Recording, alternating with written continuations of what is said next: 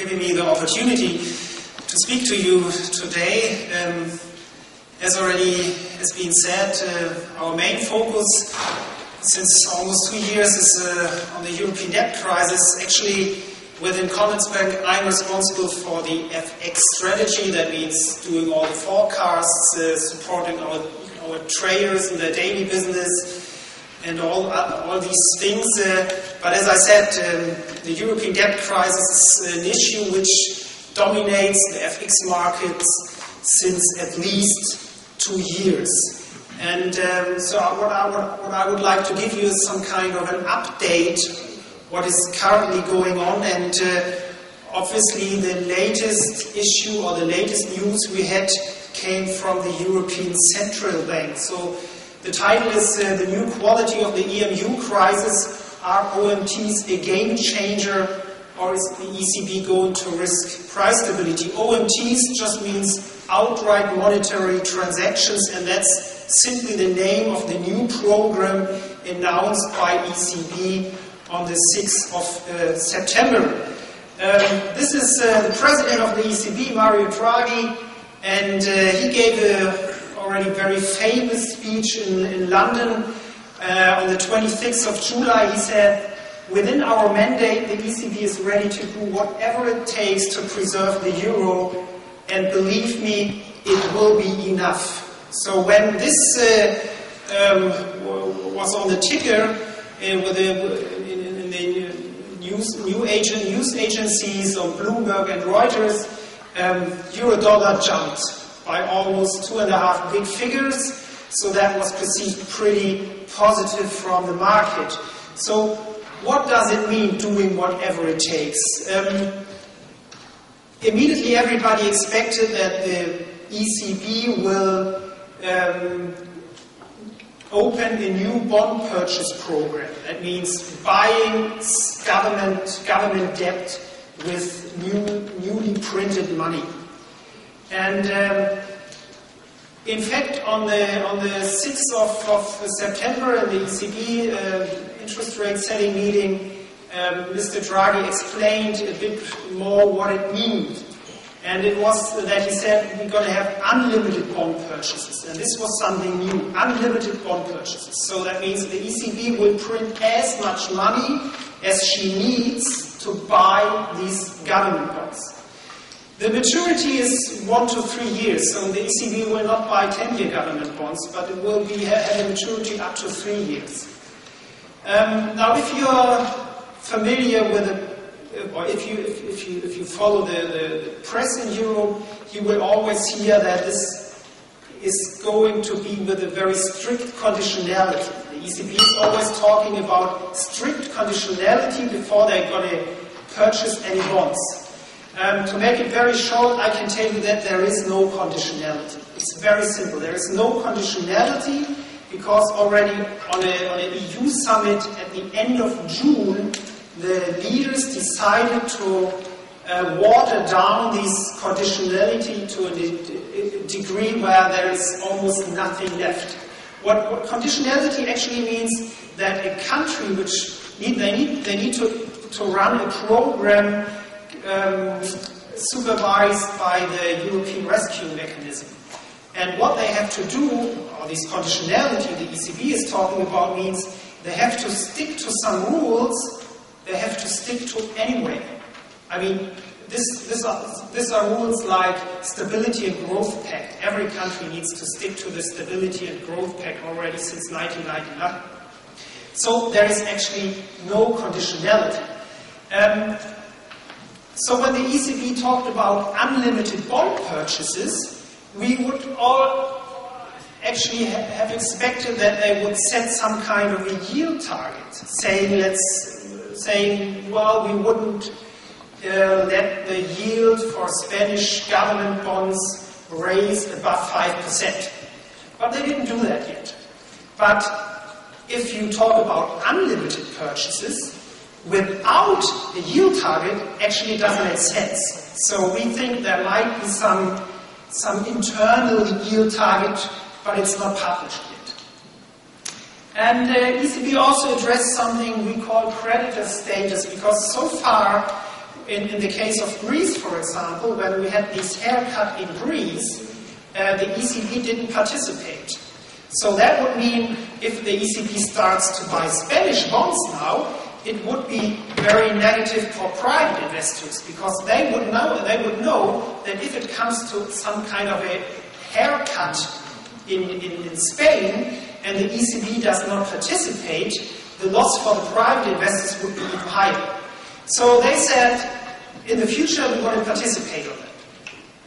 Okay, so now, as I said already, this was perceived very positive by financial markets. And what you can see here is just the yield for government bonds in Italy and Spain. So this is Italy and this is Spain. And these two vertical lines are just the events I just talked about. So this is the London speech when Mr. Draghi said we do whatever it takes. And this is the announcement on the 6th of September on the unlimited bond purchases. And what you can see is already that yields in Spain and also in Italy are coming down. So for the market, it's like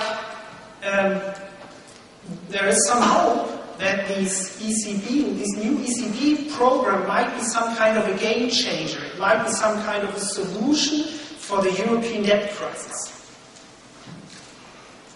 But the problem is that we had already some programs in the past. The ECB already started to buy government bonds. That was in May 2010. They started to buy Greek, Portuguese and Irish government bonds. So this, what you see here, the grey column, is just the amount of bonds the ECB bought per week. So when they started here, in the first week they bought government bonds for 5 billion euros. After a while, what you can see is after a while they stopped, and Greece, Portugal, and Ireland were not a real issue anymore, because they already became some money through bilateral loans or through the European rescue mechanism. But then yields in Italy and Spain became higher and higher. So in 2011, in August, the ECB started to buy Spanish and Italian debt. And the amounts were much higher. So this is the first week they bought 22 billion euros in government debt. And what you see actually is that yields came up. These are again the Italian and Spanish yields. So yields came up.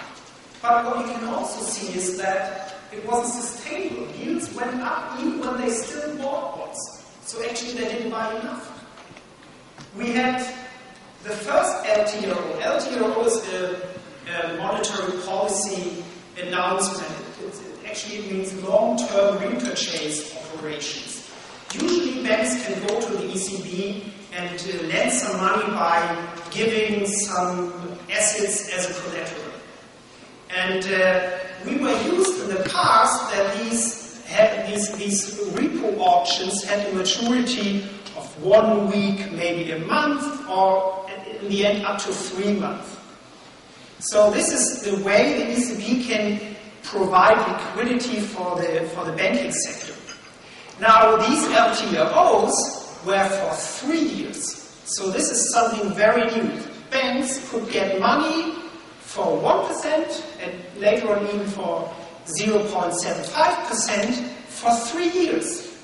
And you also have to recognize that they could get as much money as they want, because we have full allotment. That means the ECB doesn't care. The ECB provides as much liquidity for the banking sector as the banks want.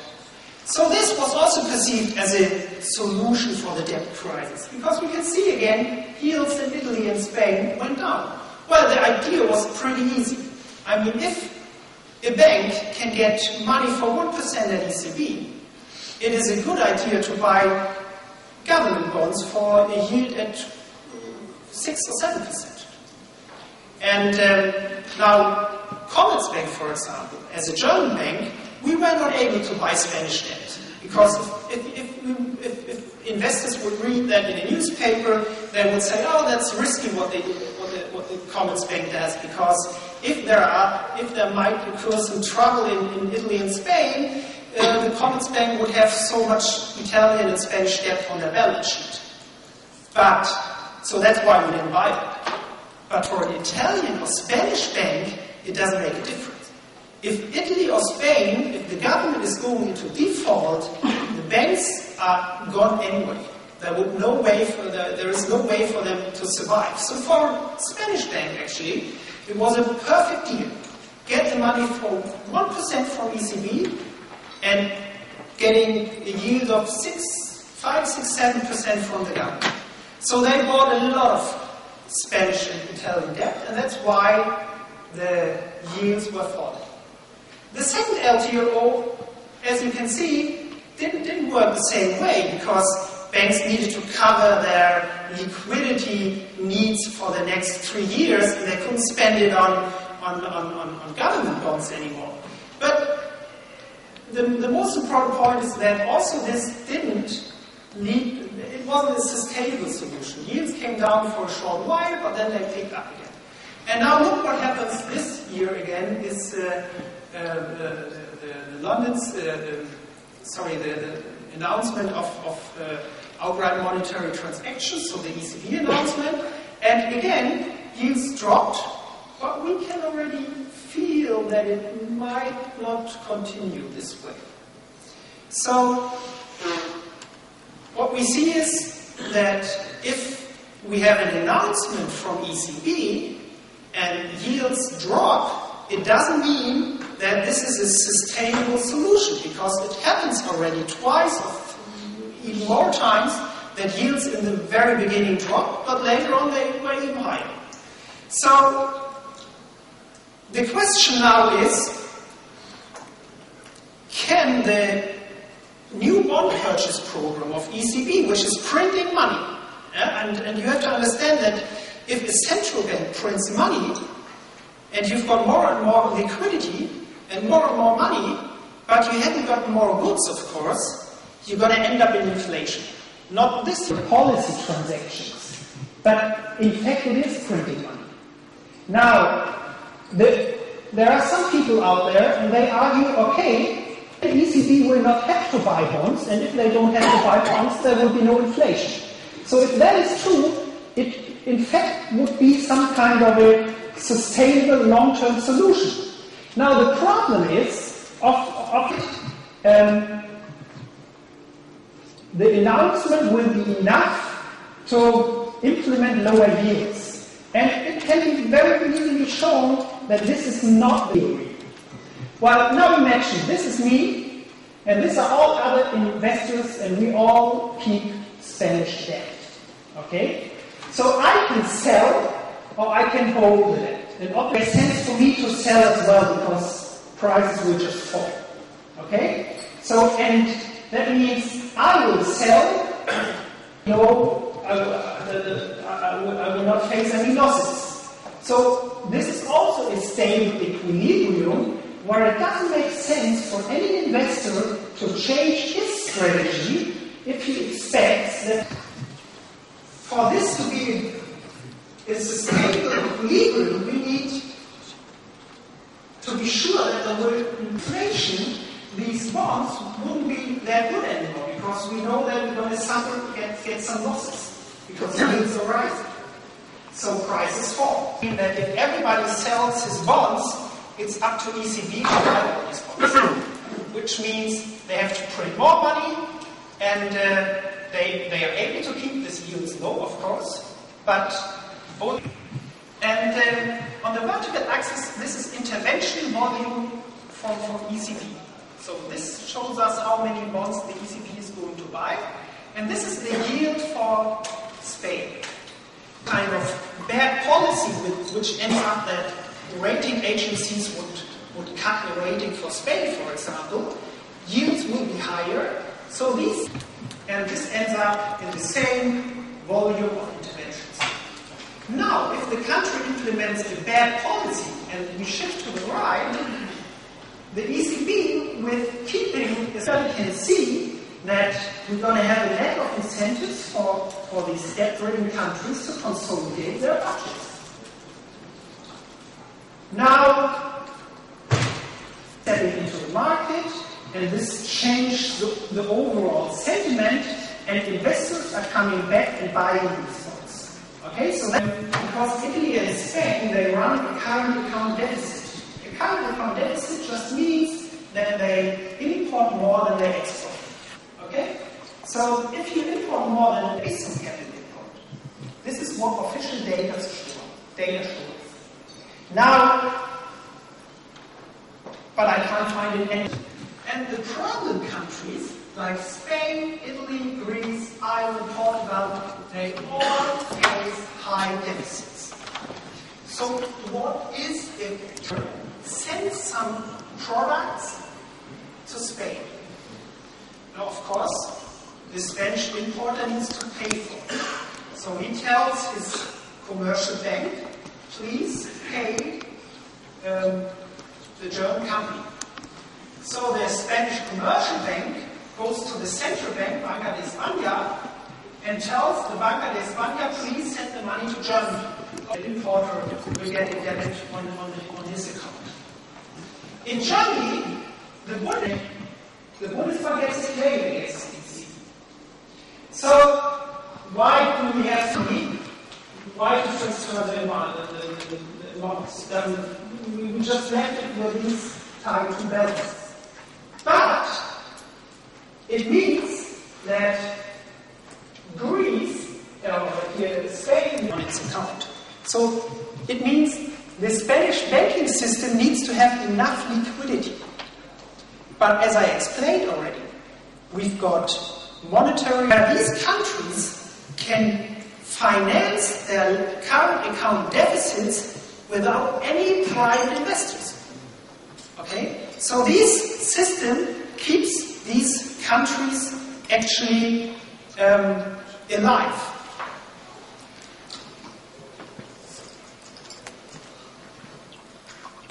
Now, what I did is these official capital import, I said, okay, now let's have a look. When I understood that these current account deficits are just financed through this European system, I wanted to know, I said to a colleague of mine, I said, well, let's have a look how much of the current account deficit they would not be able to finance without this European system. And I thought maybe they can finance only half of their current account deficit, which would mean that they have just to cut back imports because they haven't got money for it anymore. So what we have to do is actually, you take the capital account numbers and you subtract the change in target 2 flows. And I expected that, this is the current account deficit. A capital account surplus always is the same, or is the opposite of the current account balance. So they've got a current account deficit of, let's say, 4%. So that's why on the official numbers show capital import of 4%. And I thought, well, if we subtract the target 2 balances, we end up maybe here.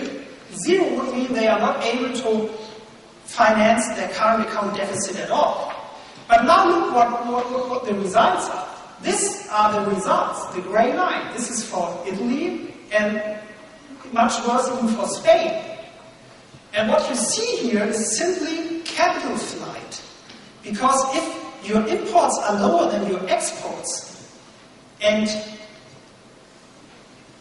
you don't get any money, you have to cut down your imports. But if at the same time money is fleeing from your country, you even have to have higher exports than imports. And this is voluntary, this is the situation Italy and Spain would face without the European system of target 2 balances and ECB liquidity. So everybody looks at that, and believe me, when I've been to all these big American hedge funds, they all got these numbers. And they also told me, look, we don't understand exactly how Target 2 balances are functioning, and so there was a lot of to explain to them, but they immediately got the feeling that there is something not working in this system, because it preserves a situation where countries are spending more money than they actually have. Maybe some of you remember the Asian crisis. The Asian crisis was also triggered by countries with a very high current account deficit. After the crisis, these countries had adjusted. They are still running current account surpluses today. And this is a very painful way. I can tell you, I'm living in Frankfurt and I've got a 17-year-old daughter. And my wife and me, we decided that it would be a good idea if she would buy all her stuff on her own. So all the clothes and all her, whatever she needs. So she gets a certain amount of money every month. Now every month, around 20th of the month, we know that she doesn't have any money left. So she comes, can you give me some more money, daddy, and you know. Do you think it would make sense to give her more money? If I would give her on the 20th of the month, if I would give her 50% more money, I'm sure that after 2 or 3 months, even with the 150%, she will be bankrupt on the 20th of the month. So now imagine I lose my job and I have to cut the money she gets by 50%. So the first month, I'm pretty sure she will run out of money on the 10th of the month.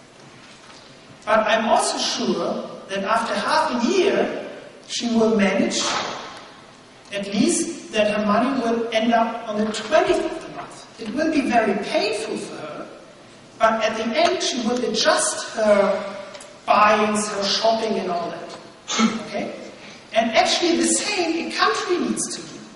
If you have no incentives, and if you're not pressured, if you're not going to start consolidating your budgets and try to spend, or not to spend more money than you get.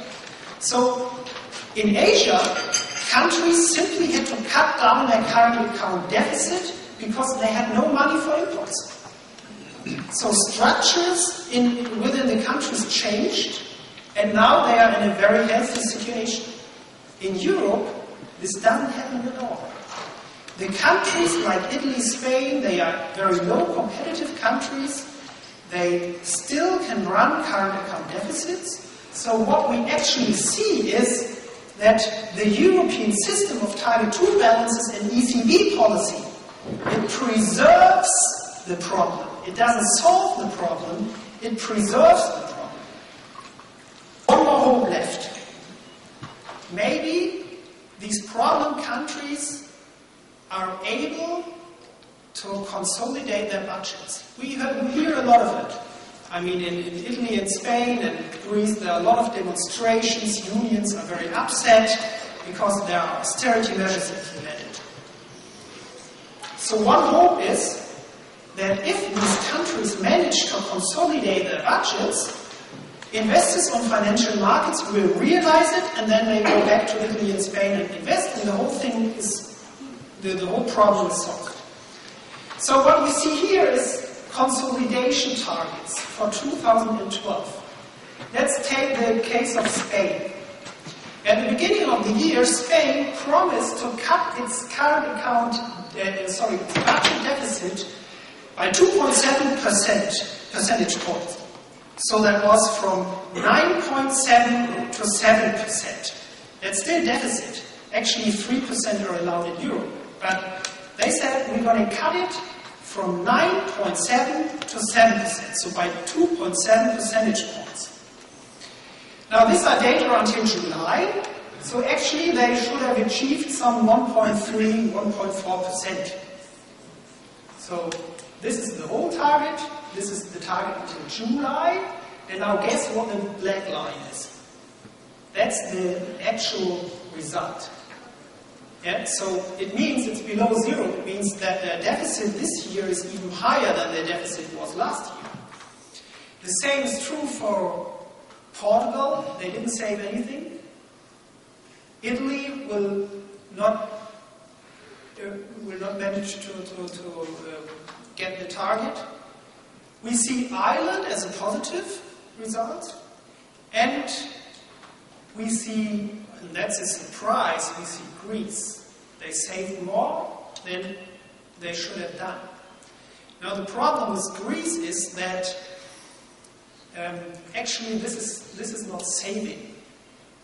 The Greek finance minister spent 10 billion euros less than he actually planned to do. And you know why? Because he simply doesn't have the money, because they are still waiting for the last tranche of the bailout package. So what we see here is it's not a success story. It just shows that if a country doesn't have money anymore, so they can't spend it. And believe me, I know that in a couple of weeks they're going to get 31 billion euros from the next tranche, which was actually due in June already. We know that the troika of ECB, IMF, and EU Commission is in Athens currently. You maybe read it in the newspapers. And the results are not good, but the politicians are going to find some way where they can say, this time there is some progress and we still pay. The moment they get the money, they're going to pay all their old open bills. They're going to spend the money immediately, and the black line going to drop below. So this is also not a solution. The hope that the politicians will consolidate their budgets in a time where they can hope that ECB will buy bonds and yields are not rising, but the same politicians faced market pressure over the last 10 years and ended up in disaster. So if with market pressure the politicians were not able to run a sustainable budget policy, so without market pressure they're not going to do it at all. We shouldn't forget that politicians have to be re-elected every 4 or 5 years, so it's very difficult for them to implement very painful measures. So this is also not working. Now, these are our bailout mechanisms. We have one, it's called EFSF, that means European Financial Stability Facility, and we've got a new one, it's called ESM, European Stability Mechanism. I just want to show you that it means they could provide loans for 440 billion euros. Now they can provide some loans for 500 billion euros. But the problem is that, of course, if Italy and Spain would need money, the amount would be much higher. So these rescue mechanisms, they are not big enough. They are not big enough to make sure that investors will be sure that they get their money back. So they will all stay away from Italy and Spanish bonds so far. Well, how will it go on? Well, I guess that Spain will tap the ESM. That means asking for help, because this is a prerequisite for the ECB to buy bonds. Okay? So this will happen.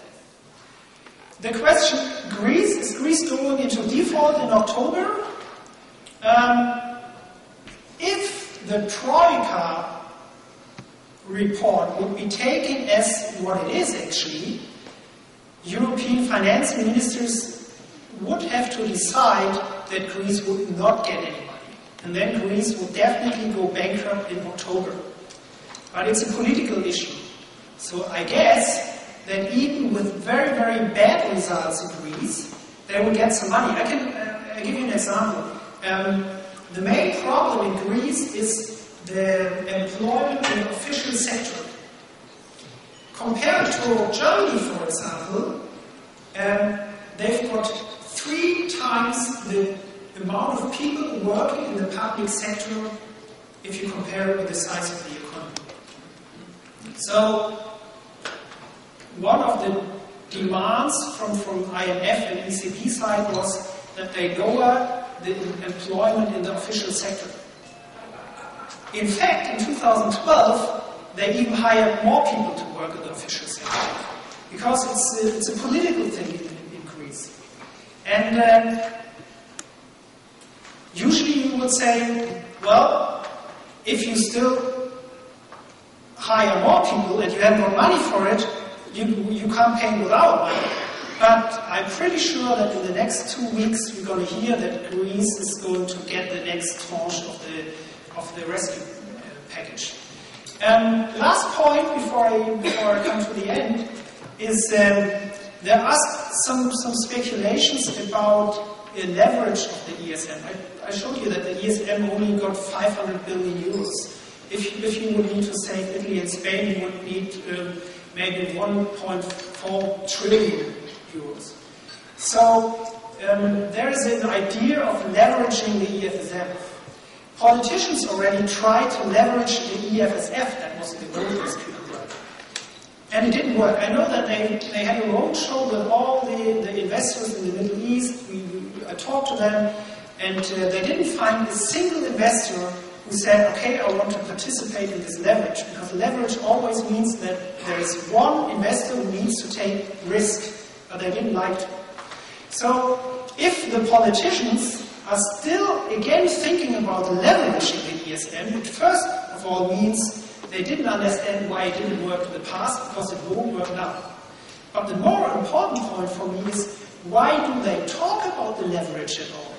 Because if the ECB can buy bonds, and the condition for the ECB to buy bonds is that these countries are running a program with a rescue mechanism, it's just a credit line with a rescue mechanism. The ESM doesn't need to buy a single bond. So actually, 500 billion euros for a rescue mechanism who doesn't need to buy a single bond are enough to get the ECB starting to buy bonds. So the ECB can leverage the ESM by unlimited amounts. So actually, with the current rules, we wouldn't need any leverage. If the bond purchase program, if the OMTs are unlimited, a leverage doesn't make sense.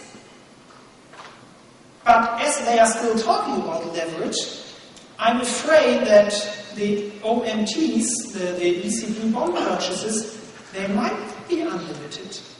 Maybe some donor countries decided that the conditions are too weak and they don't like it. So that's why we have a lot of dissenters in the ECB. And the conclusion actually is, of course, OMTs are not a game changer.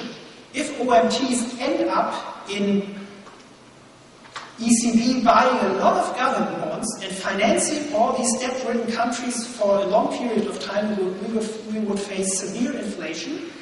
And this is a picture I see every morning. If I'm going to the office, I take a bicycle and I just have some kilometers and I always pass the construction building of the new ECB. And there was a time somebody asked me, well, there are so many students in Frankfurt, did the ECB think about if the whole thing breaks up and we don't have an ECB anymore, how is the building constructed? Would it be suitable to put a lot of students in there? So this might be a construction site which ends up in a disaster. So because we have a lot of concerns that with this structure, where weak countries can continue implementing bad policy, the European Monetary Union would not be in a position where we would say the euro will be our currency also in 20 years. There are doubts about that. So that's why I put this picture. But that's an open game. So what you have to look at is obviously inflation. You have to be aware that if you hear that ECB buys a lot of bonds, you should know that inflation will pick up. That's the main message for you, I guess. So I think I ran out of time, and I could talk hours about that, but I think I will stop here. Thank you very much, Mr. Karpowitz.